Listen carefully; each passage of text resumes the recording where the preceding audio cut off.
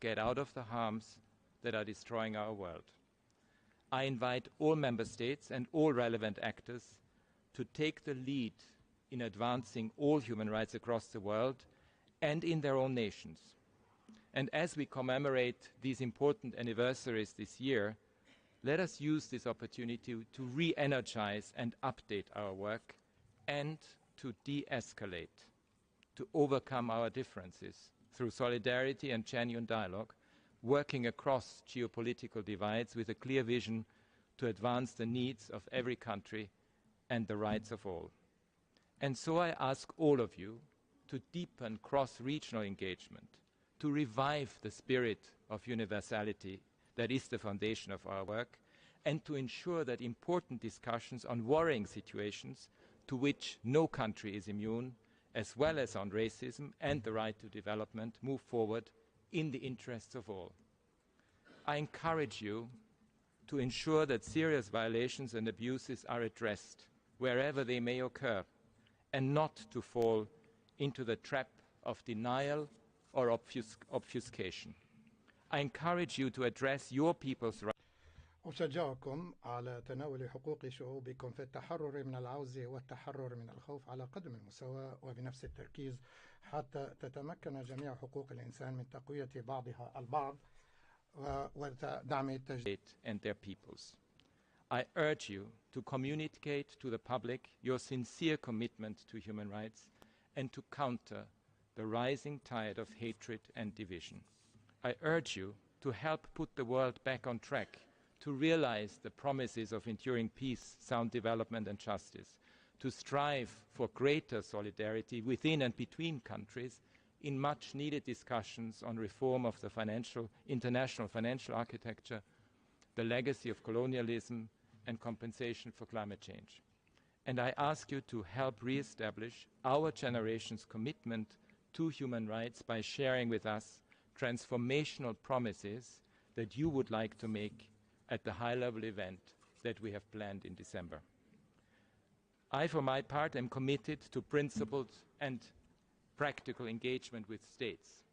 It is my responsibility to reflect back to you the reality that we see in our careful and methodical monitoring and to work with you to assist improvement. And I'm duty-bound to speak out on trends that are detrimental to human rights. As is standard practice, I will provide a detailed global update on specific country and regional situations on 7 March, in addition to the various country-specific statements that form part of the agenda of this Council session. I will always be ready to listen to your concerns, willingness to engage in genuine dialogue, a desire to seek common denominators even in the midst of fierce disagreements is, I believe, core to our common language. Engagement, however, is not an end in itself, but must take us forward and ultimately effect positive change in people's lives. And so I will endeavor to promote advances in all human rights without distinction in every region and across all UN activities. I will do my utmost to fulfill states' requests for cooperation, good offices and guidance, and for my office and the human rights system to be inclusive and responsive. We have more in common than we think. And if we hark back to our origins and to look forward to what the world could be in the future, we can see that the Universal Declaration of Human Rights not only voices ancient wisdoms from all cultures, but will ensure our survival. Thank you, Mr. President.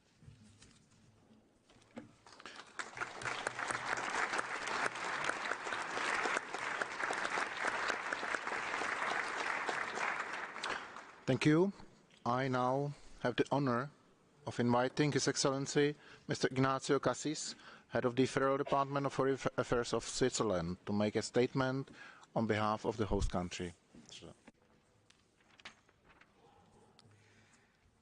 Monsieur le Président.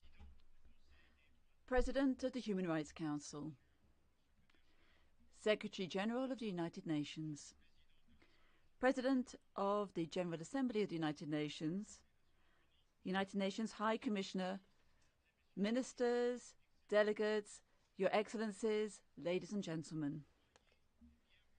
Welcome to International Geneva for this 52nd session of the Human Rights Council.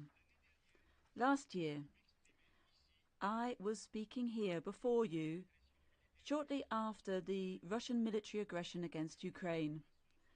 For 368 days now, the Russian armed forces have been flagrantly violating the United Nations Charter. I have seen in Kiev with my own eyes the suffering caused by this war.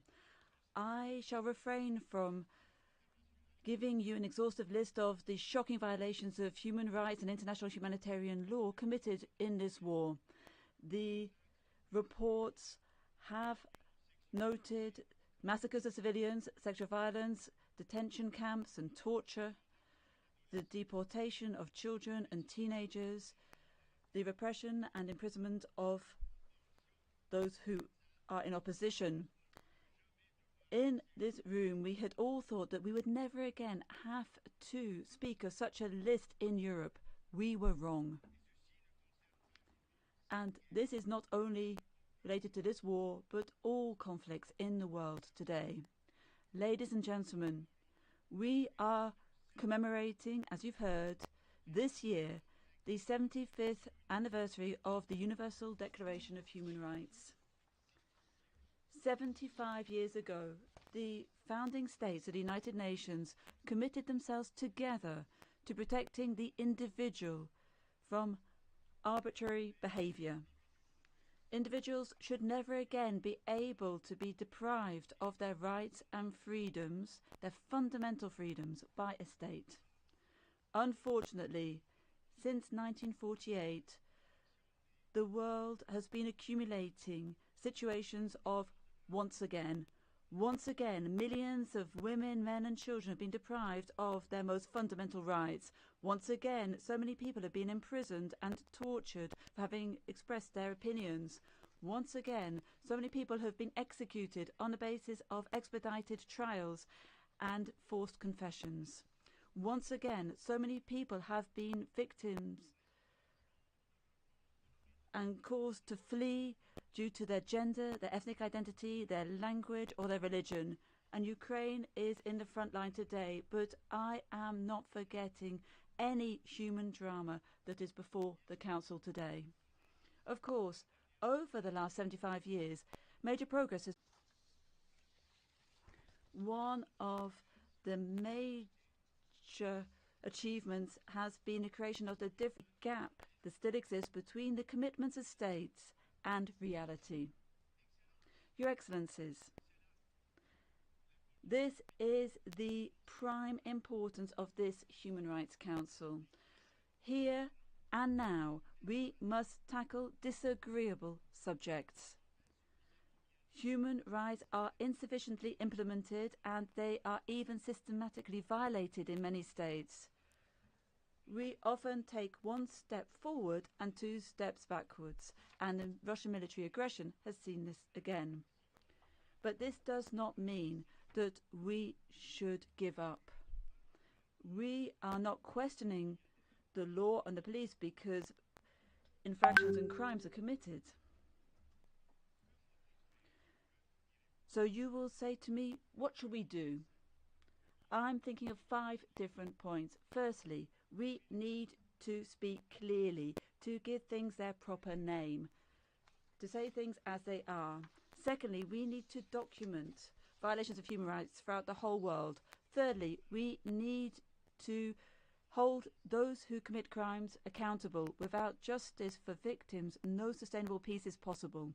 Fourthly, we must strengthen multilateralism and focus it more on its prime objective and purpose, which is peace. Fifthly, we must use the best weapon that we have as human beings, and that is dialogue. Again and again. There is no peace without dialogue, especially when we disagree. So, ladies and gentlemen, that is how Switzerland is prepared to work to seek solutions. This is how we are determined to work with you here in this council in the interest of my country as in the interest of your countries. Thank you.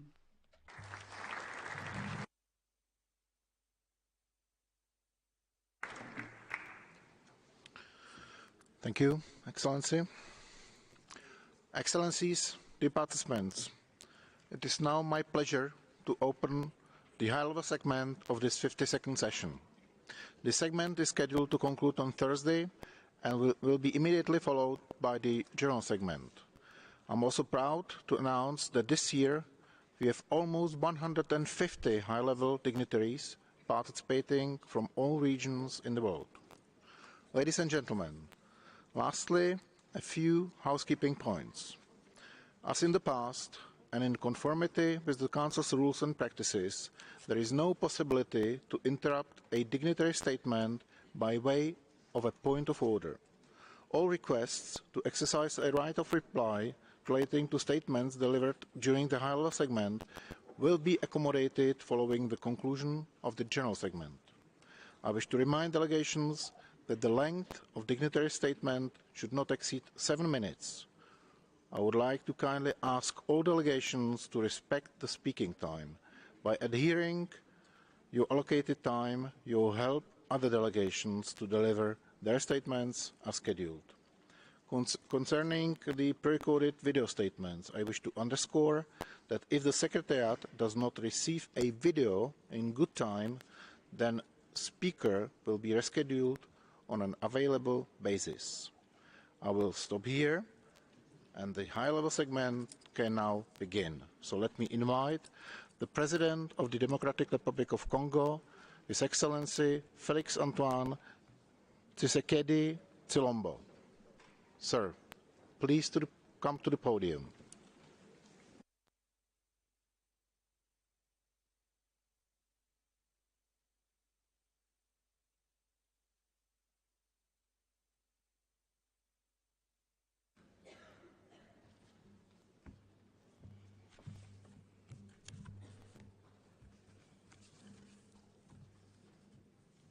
Monsieur le President of the Human Rights Council of the United Nations, ladies and gentlemen, heads of state and government, President of the 77th session of the General Assembly, Secretary General of the United Nations High Commissioner for Human Rights, Head of the Federal Department of Foreign Affairs of Switzerland, ladies and gentlemen, heads of delegation. The conduct of the 52nd session of the Human Rights Council of the United Nations provides me with the opportunity to take the floor from this tribune to talk to you about the human rights situation and the situation of fundamental freedoms in my country, the Democratic Republic of Congo, to outline the priorities of my government and to mention progress made at this point in time, as well as to raise the major challenges that we are faced with as a nation which is determined to live in modernity and to make a contribution to the progress of universal civilization. As you know, the Democratic Republic of Congo has, since 1994, the year of the Rwandan genocide, which is such a tragic memory, has been shaken by cycles of violence and the looting of our natural resources by terrorist armed groups. Some 150 such groups in the east of the country, some of which are fundamentalist Islamic terrorist groups close to Daesh. These groups operate more specifically in the provinces of Ituri, Maniema, North Kivu, and Tanganyika. It is no secret to anyone that they are supported, armed by some states of the region, such as Rwanda, and by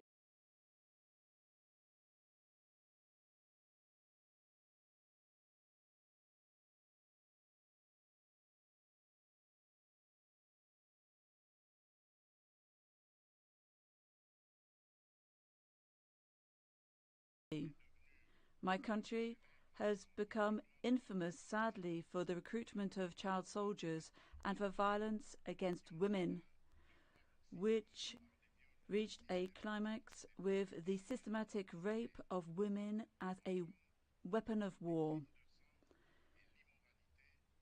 Bloody crimes and immorality have become commonplace in the Democratic Republic of Congo. Violence and war has been compounded by the abusive restrictions and the crimes of the police against the collective and individual exercise of fundamental freedoms and human rights, as has been seen by the bloody repression of peaceful public demonstrations and arbitrary detentions and arrests for political motives.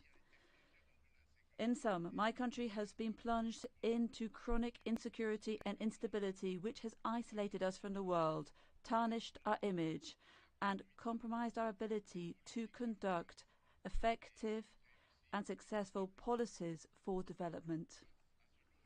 Faced with this heavy legacy from previous regimes, since I acceded to my post to head the DRC, I have placed the protection and promotion of human rights and fundamental freedoms as priorities for my mandate and for all activities of the Government of the Republic.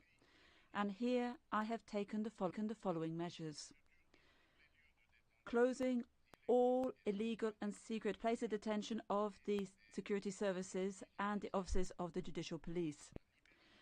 The liberation of all those detained for political reasons and all political prisoners. In my country today, there are no Congolese who have been arrested, detained or imprisoned for their opinions or their political beliefs. Of course, there are some politicians who are being investigated for crimes against common law.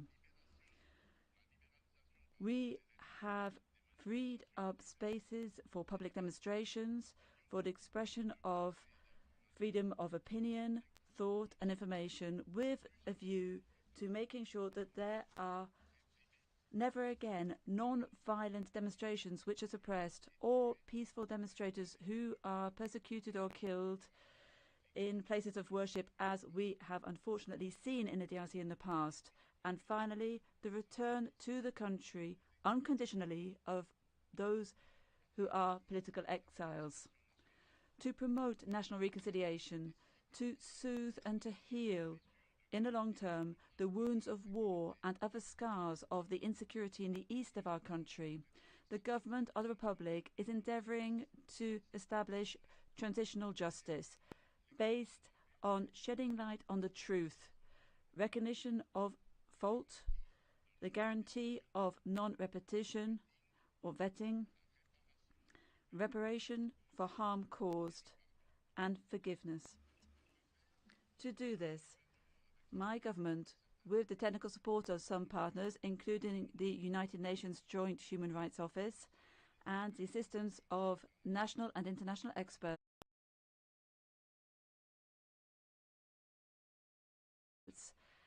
has drafted a draft of a framework law with general provisions applicable to transitional justice, which will be submitted to the Parliament during the March session.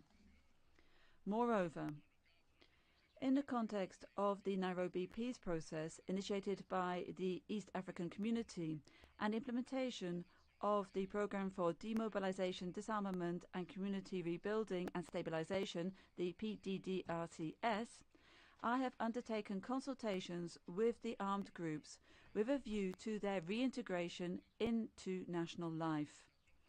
These consultations are now in phase 3 and already include some 56 groups. The M23 supported by Rwanda and the Kadeko are excluded from this peace process, as they have taken up arms against the Democratic Republic of the Congo, notwithstanding the fact that they claim to be citizens of our country.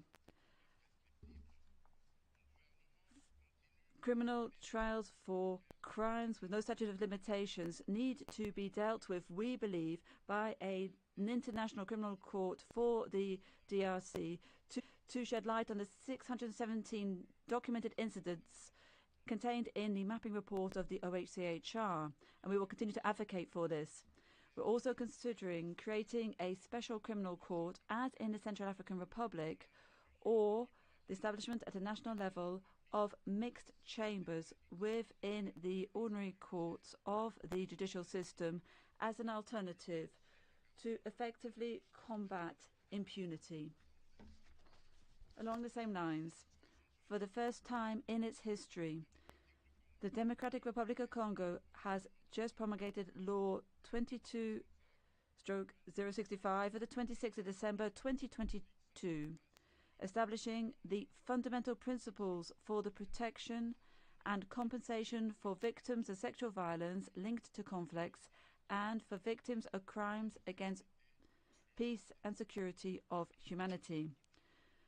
In the wake of this law, a compensation fund for victims was created by decree and is currently being established.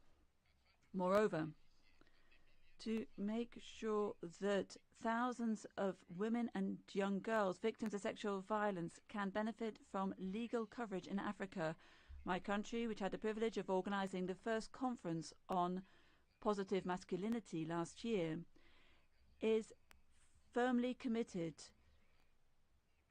to an international treaty to combat violence against women and girls.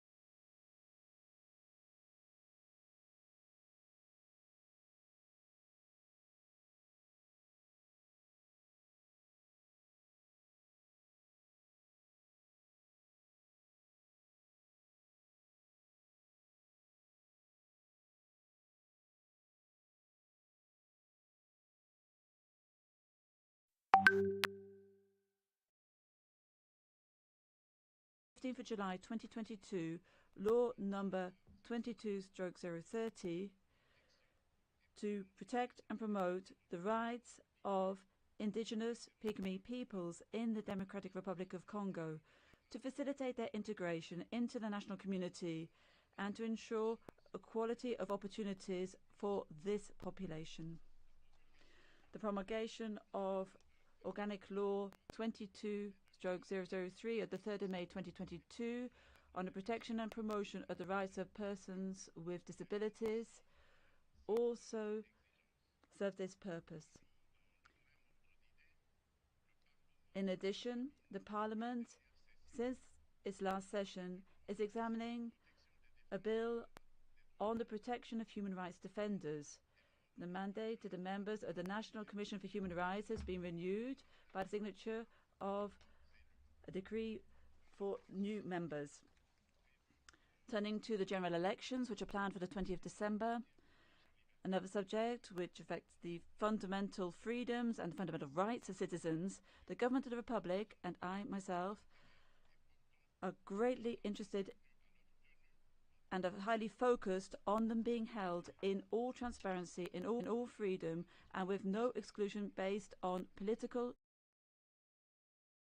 tribal, or ethnic considerations. However, the ongoing war in the eastern part of our country may compromise the electoral process,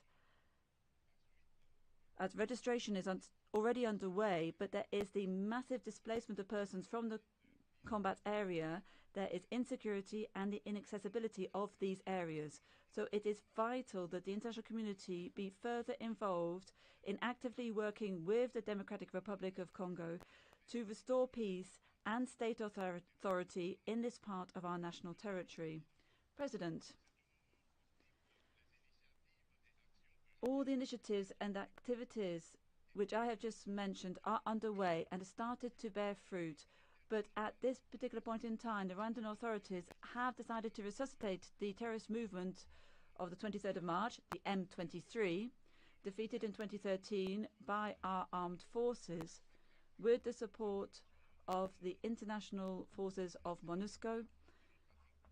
They are now attacking the DRC and blocking the Nairobi peace process with the purpose, not that they are admitting it, to loot the natural resources of the DRC and to place part of our national territory under the Rwandan yoke, that is North Kivu. This is the right place for us to remove any ambiguity here and to resolutely denounce the fallacious allegations of the Rwandan leadership, who say to anyone who wishes to hear them that they are working with officers from the Congolese army and commanders of the Democratic Forces for the Liberation of Rwanda, the FDLR, whereas I, in fact, changed the leadership of the army several months ago, and also tribal hate speech against the so-called Rwandan-speaking populations who are said to be persecuted and threatened by a genocide in the DRC has been used to justify crimes committed in my country, and this has received the indulgence of certain countries. Here I recommend to anyone who still harbours some doubts to read the report of the United Nations group of experts on the security situation in the eastern part of the Democratic Republic of 2022, distributed by the Security Council, and the report from last January as well, so that they can learn about the presence of the RDF, the Rwandan Defense Forces, in North Kivu and their support for M23. Turning to the hate speech against our Congolese Tutsi compatriots, my government remains resolute against any individual or group of individuals who would use such hate speech, and we reiterate our call for any person, organization or partner to denounce this as well. The Congolese judicial system shall apply strictly the laws of the Republic to perpetrators of incitations to tribal or ethnic hatred. On the claimed persecution of the Rwandan Congolese population, the Rwandan leadership have claimed to be advocates for this population with no justification whatsoever. We have turned to the United Nations High Commissioner for Refugees, calling upon him to take all necessary measures to hold as soon as possible tripartite discussions between the DRC, Rwanda and the UNHCR to see the repatriation of respective refugees to their countries in line with the current bilateral framework, in line with international law and the relevant practice in force in this field. My country is eagerly awaiting these discussions, which on the Congolese side will involve community leaders from the communities concerned, so that we can find a definitive solution to the problems raised and to see genuine and lasting reconciliation between these communities. President of the Human Rights Council of the United Nations, Your Excellencies, Prime Ministers, Heads of Delegation, President of the 77th session of the United Nations General Assembly, United Nations Secretary General, United Nations High Commissioner for Human Rights, Head of the Federal Department for Foreign Affairs of the Swiss Confederation, ladies and gentlemen, there can be no worse enemy for human rights and fundamental freedoms than war. It is an illusion to claim to protect and promote human rights whilst fundamental freedoms are being violated in a context of war, where we are seeing states weakened and tension increased by these wars.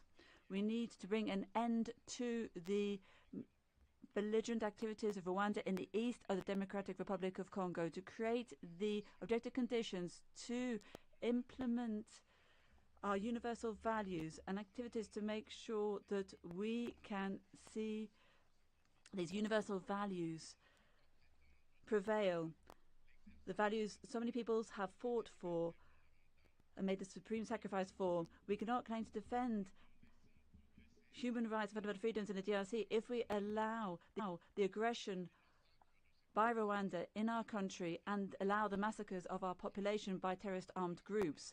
It is high time for the international community, in particular the United Nations, to sanction the perpetrators of these crimes and violations of international law in the Democratic Republic of Congo, and to call for everyone to implement the peace plan which emerged from the Nairobi and Luanda peace processes, which has been endorsed by the African Union and the United Nations Security Council. In the same vein, the state, through its judicial system and its administration, is the key instrument to guarantee the enjoyment of human rights and fundamental freedoms. Only the state and the judicial authorities can guarantee rights and freedoms to all. This is why the Democratic Republic of the Congo expects its bilateral and multilateral partners to support its efforts to restore state authority throughout the whole of its national territory and to profoundly reform its judicial apparatus, its structures, and also those working in this structure. It is good to denounce human rights violations and violations of fundamental freedoms, but it is even better to make a contribution to improving the mechanisms and institutions responsible for their protection and promotion, and embedding them in the social culture, in particular through greater specialization of civil society and training of those working in the public administration. Thank you.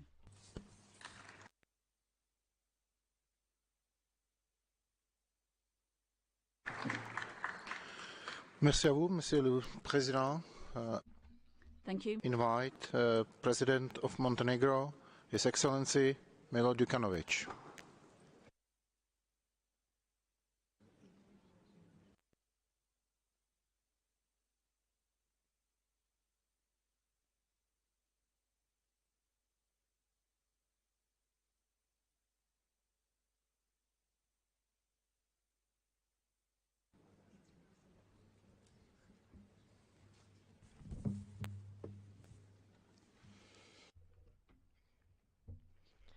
Your Excellencies, ladies and gentlemen, it is an honor for me to address the Human Rights Council on behalf of Montenegro within its second mandate as a member state of the Council. I welcome the election of the Ambassador Balek to the position of the Council's President, convinced that with his governance and traditional support of the Czech Republic to the highest democratic values, the Council will continue implementing its important mission. We are glad and encouraged by the election of the eminent professional, a proven humanitarian and protector of the most vulnerable, Mr. Volker Türk, to the position of the High Commissioner for Human Rights. We welcome his recognizable engagement and offer full support. This year's debate is taking place in the context of continuation of the one-year-long war of Russia against Ukraine, with immeasurable ordeal and suffering of civilians, further violations of international human rights law and international humanitarian law.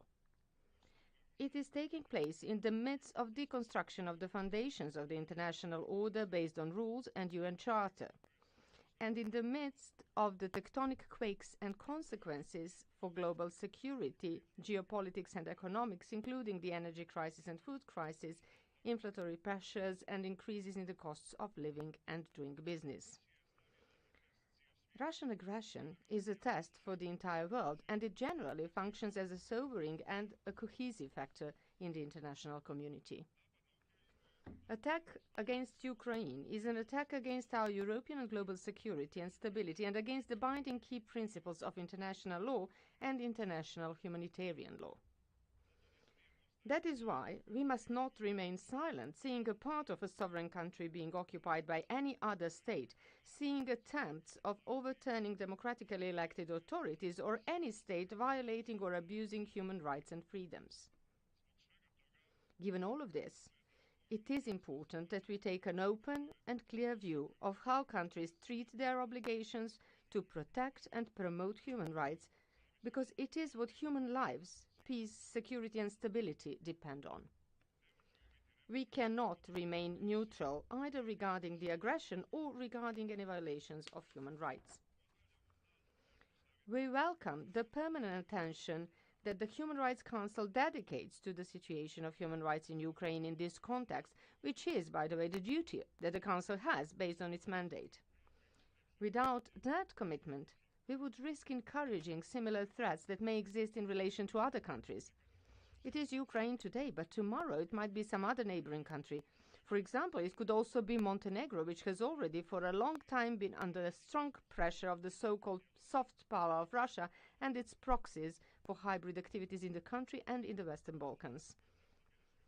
In the past, it was far too often that we witnessed the horrifying effects of impunity for crimes.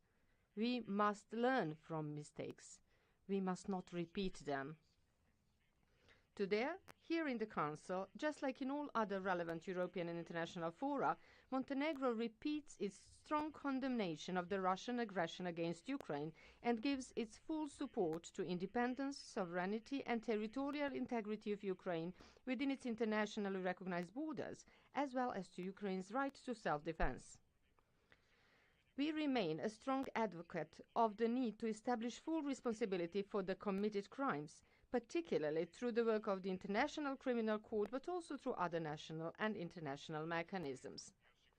Serving justice and ensuring accountability for crimes is the key for preventing their reoccurrences and for ensuring that the victims and survivors can exercise their right to truth, justice and compensation. Your Excellencies, against the backdrop of the described geopolitical developments, this year we celebrate significant jubilees of important achievements of humanity. 75th anniversary of the Universal Declaration of Human Rights and 30th anniversary of the Vienna Declaration and Programme of Action, among others. This inevitably reminds us that these key documents were developed on the premise that fundamental human rights, freedoms and dignity are inherent to every person, that as such they constitute a common UN standard and not a privilege or a feature based on any geographic, cultural or any other characteristic related only to certain states or groups of states and their democracy or development models. The world agreed that human rights are universal, indivisible and interdependent. Human rights perceived in this way constitute the foundation of freedom, justice, peace and equality in the world, and the common value that determines and unites humanity. More than ever, our time and our world need this vision and spirit of the Universal Declaration that led to the development of the human rights system 75 years ago.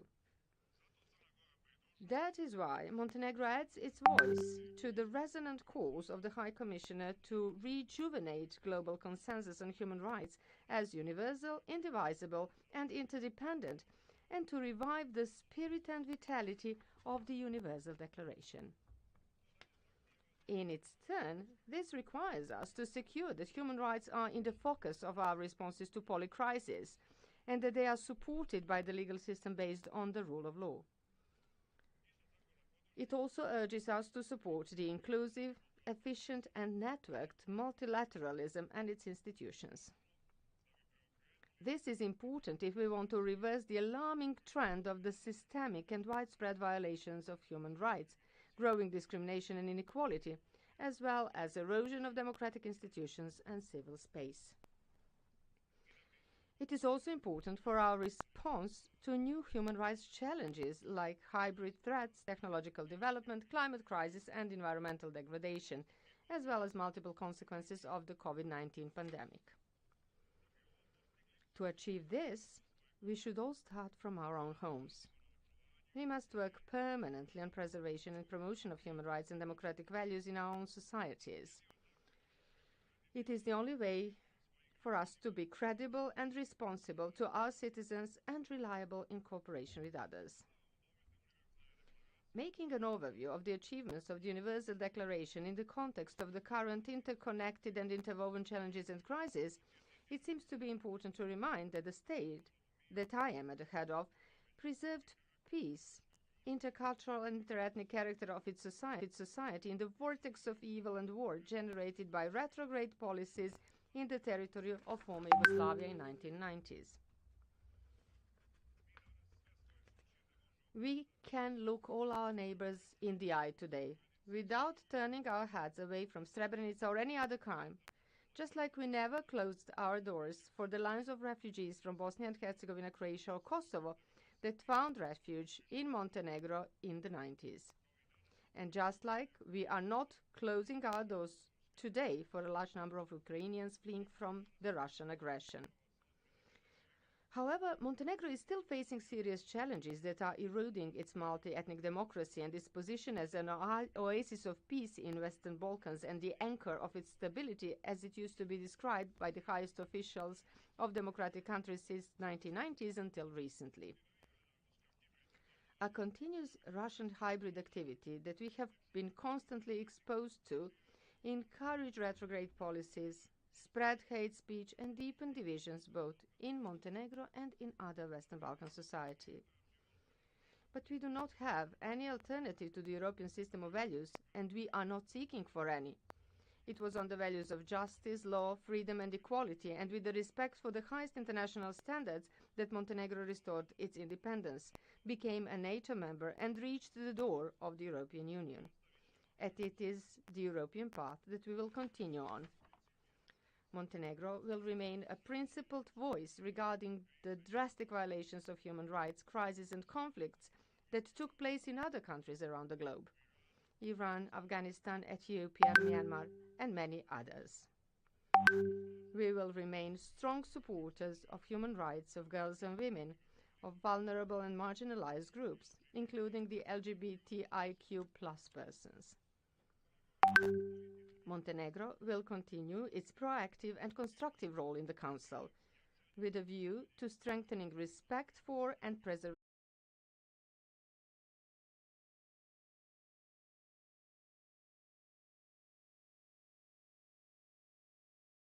must be the foundation of a new social contract that is conducive to overcoming historic injustices and exclusions, non-repetition of conflict, a change in the way we relate to our environment, sustainable productive transformation based on knowledge and harmony with nature. Total peace is the conviction that at the heart of all political decisions we must have a dignified life, so that human beings and ecosystems be respected and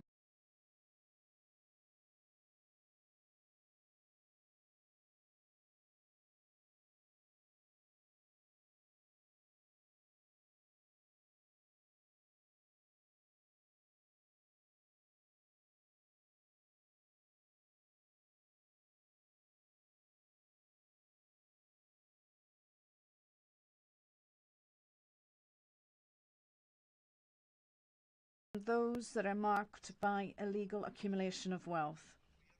For this reason, the Colombian government will create the National System for Equality and Equity, spearheaded by the Ministry of Equality and headed by the Vice President of the Republic, with a view to drafting and implementing policies and measures to promote the eradication of economic, political and social inequalities and promoting the enjoyment of the right to equality, the fulfillment of the principles of non-discrimination and non-regression, as well as defence of issues of special constitutional protection and discriminated or marginalised groups. The goal of total peace emanates from the lessons and findings of the Truth Commission, created by the peace agreements between the government and the guerrilla group of the ex-FARC that highlighted the relationship between violence and drug trafficking, as well as the historic and structural causes of the conflict. In this regard, Colombia is suggesting and putting forward a new drug policy based on human rights to leave behind prohibition as a dominant paradigm and instead implementing strategies that tackle the root causes of this phenomenon, such as poverty, a lack of access to opportunities, the society of competition, institutional weakness, amongst other reasons. And rather, we want to generate regulation based on respect for life, with a differentiated regional, preventive and environmental focus. President, it's been 75 years since the Universal Declaration of Human Rights, in which it's recognised that disregard and contempt for human rights have resulted in barbarous acts which have outraged the conscience of mankind. And after 75 years, the inspiring call for a declaration in the Declaration for a World of Peace, where respect for human rights reigns through effective enjoyment of human rights, continues to be timely and relevant in spite of the many challenges. Today, war is present in our world, but today peace must make itself present in this world. 30 years on from the declaration and the programme of action adopted in the Second World Conference on Human Rights in Vienna, I want to invite you to think about the pressing need to strengthen the system for protection of human rights in the world, identifying the main challenges and taking specific actions to tackle them.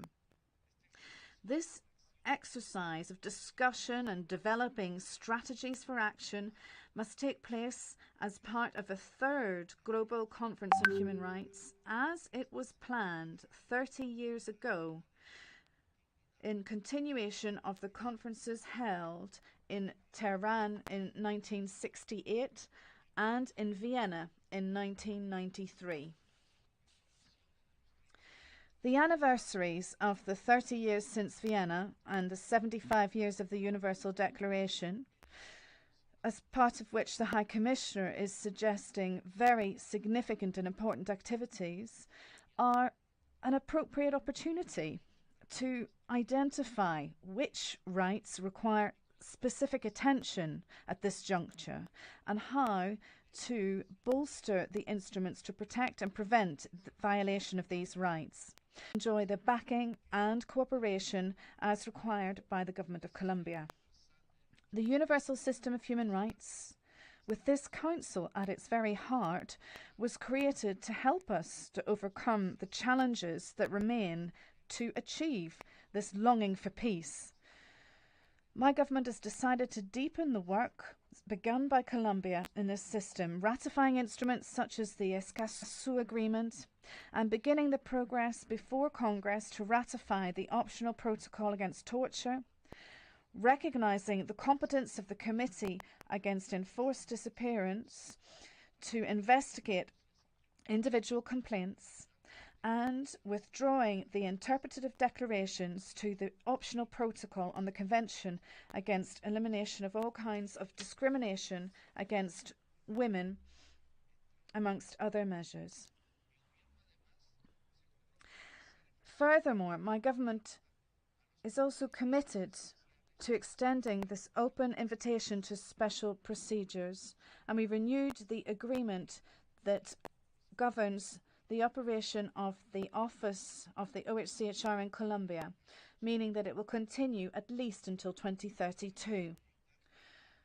This means that we can look forward and plan work and cooperation with the Office in the medium and long term to fulfill and implement the peace agreement and ensure the smooth running of the transitional justice system and the search for total peace, so that Colombia becomes a source of life and where citizens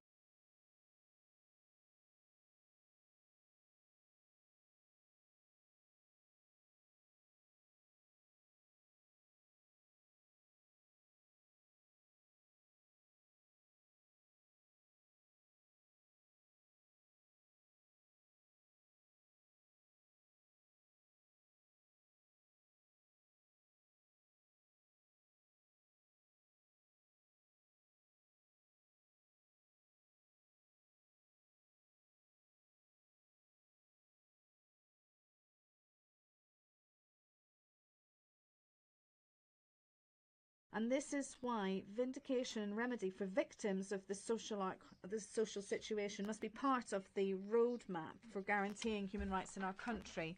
Colombia hopes to be a member of the Human Rights Council for the period 2025 to 2027.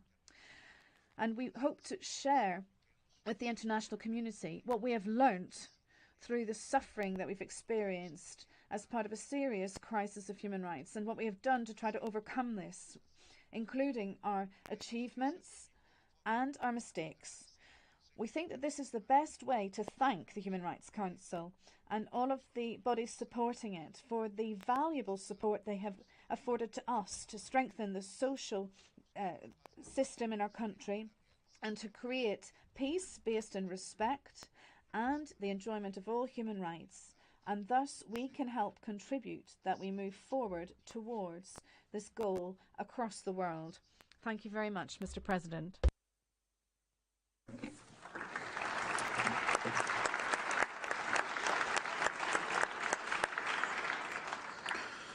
Thank you, Mr. President. The next video message will be delivered by the Prime Minister of the Czech Republic, Mr. Petr Fiala.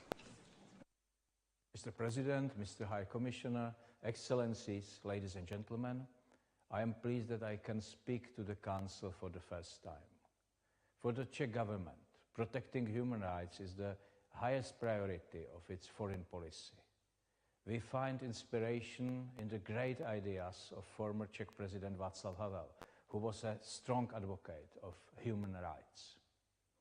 He believed that all people have the same rights and freedoms which cannot be divided.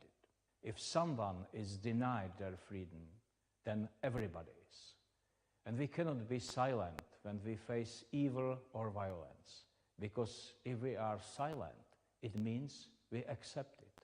Basic rights and freedoms should not be taken from anyone, but they sometimes are. This is why we must protect these rights and make sure everyone knows and understands the Universal Declaration of Human Rights. Today I am glad to greet Volker Türk, who is the new High Commissioner for Human Rights. I wish him all success in his important position. We will continue supporting him and his office. Also, the Czech Republic joins the UN Human Rights Council again and now has a leading role. Thanks to this, we can be active and promote and develop international human rights. Mr. President, now I would like to speak about the situation in Ukraine, which is very important for us. Last week was the first anniversary of Russia's attack on Ukraine. People in Ukraine are suffering from many crimes and violations of human rights done by Russian occupation forces. Czechia supports Ukraine and its brave people in this battle. We have welcomed hundreds of thousands of refugees and will continue to help Ukraine as needed. I appreciate that 1 year ago, this Council acted fast and established a commission of inquiry only a few days after the invasion. Everyone who breaks international law and humanitarian law must be held responsible. I am sure that the Commission will help us achieve this common goal.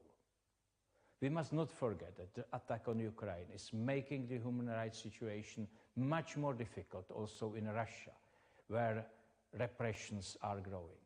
We are pleased that the Council established a mandate of a special rapporteur to monitor the conditions in the country.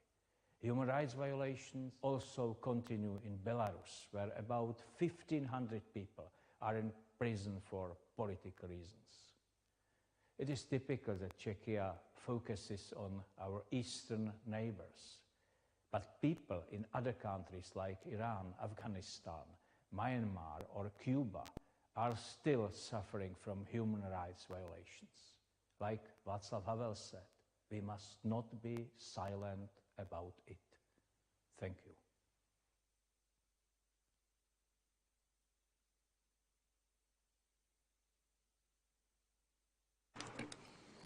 Thank you, Mr. Prime Minister. And now it's an honor and pleasure to invite the Prime Minister of Yemen to the podium, Mr. Mayin Abdulmalek Said.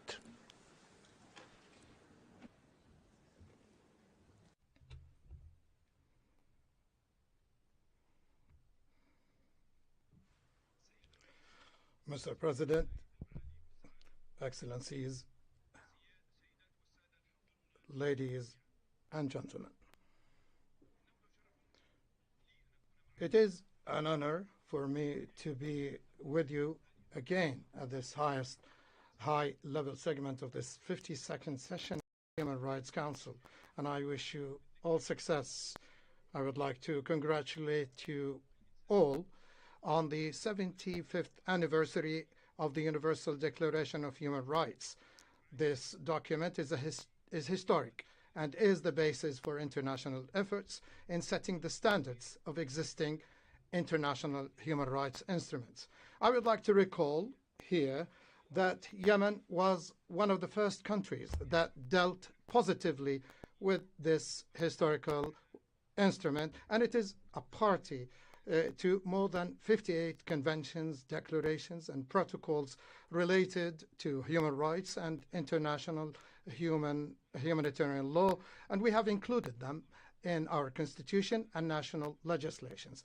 That's why our government places the principles and laws of human rights at the top of its priorities, especially in light of the war that was ignited and continues to be fueled by the terrorist Houthi militias. Our position in the government is that we should preserve and protect human rights, and that preserving and protecting human rights is an essential part of our commitment to our people to achieve a just and sustainable peace that ends the war and restores security and peace to Yemen. Ladies and gentlemen, 8 years of war imposed on us by a terrorist militia with Iranian support against the legitimate authority. In this war, we witnessed the decline of the rights promulgated by the Republic of Yemen over more than 6 decades.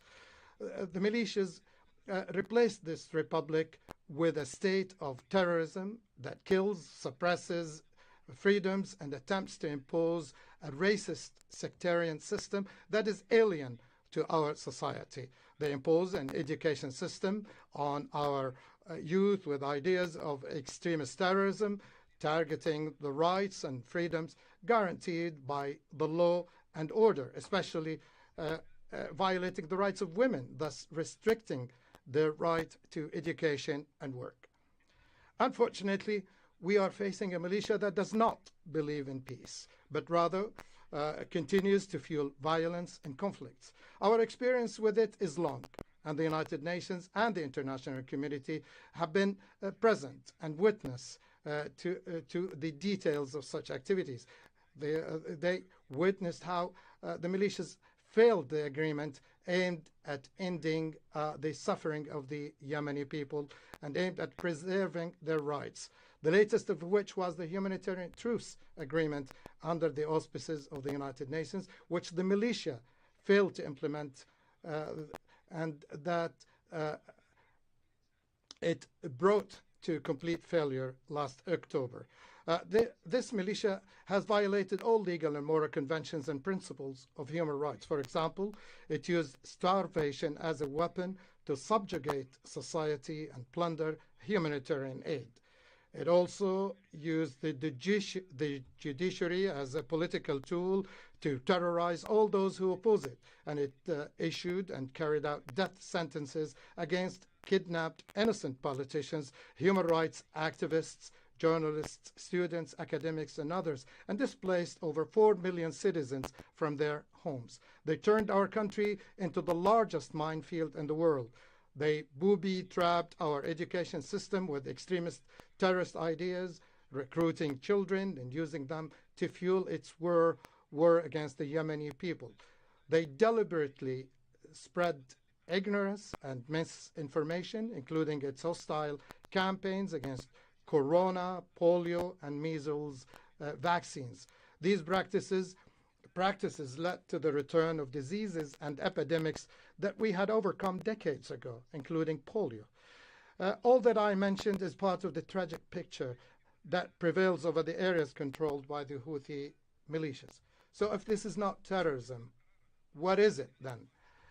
Therefore, as a result of these practices, we decided to classify the Houthi militia as a terrorist group. And we reiterate our call to you to classify it as a terrorist group and to shed light on its nature as one of the tools of the number one of terrorism in the world. And ladies and gentlemen, the humanitarian tragedy is one of the symptoms of the coup of an extremist terrorist militias against the legitimate authority by the force of arms in defiance of the will of the Yemeni and international community for peace. So our vision was and still is that addressing the root cause of this crisis, which is to end the coup and restore the state and restore order, law, rights, and freedoms. As I said, and I repeat, that peace is achieved by restoring the legal and constitutional conditions that preserve the rights, freedom, and dignity of individuals, and that any agreement that is not based on commitment to the Constitution and the law and respect for human rights and international laws and decisions is a settlement that comes at the expense of the people and citizens, which in its conclusion is a reward for the approach of using violence to achieve political gains and violating laws and human rights. The Yemeni government pays special attention to human rights and believes that the main approach to addressing human rights violations is through restoring the judiciary as well as investigate allegations